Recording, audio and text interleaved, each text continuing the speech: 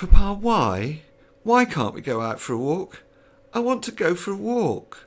Please. I've told you time and time again, Sophie, we're in lockdown. Every little girl in Madrid, every papa and mama has to stay inside. Why? Because lions are roaming the streets. What's roaming? Prowling, creeping, looking for their dinner. The moment he said it, Louis knew that he'd blundered. Oh, why did he slip? Because Sophie had been chipping away at him for 4 weeks and he'd cracked. His job was under threat. He hadn't been sleeping. Really? Real lions? Her eyes were wide. He forced a laugh. No, I was making it up, sweetie. It's just fake news from Russia. You mustn't worry. What's fake news? It's like... Louis floundered. How to explain this to a 5-year-old? Like when the government says, I don't know, that there's nothing to worry about. Louis was taken aback by his daughter's sharpness. Yes, that sort of thing, a made-up story. He retreated into the kitchen. It was probably best to let the whole thing blow over with minimum fuss. His wife Monica was horrified when she heard what Louis had said. She'll have nightmares for weeks. You can change the sheets when she wets the bed. She'll never set foot outside this flat again. What were you thinking? I just snapped, okay?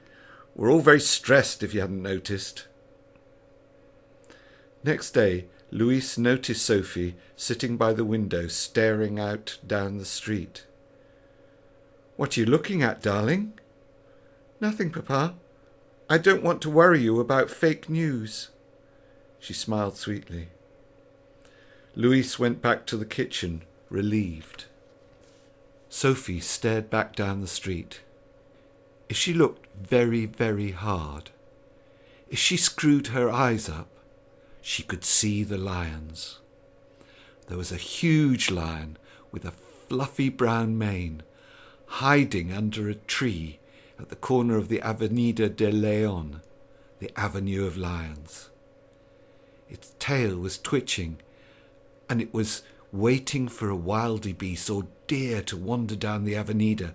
It was hungry.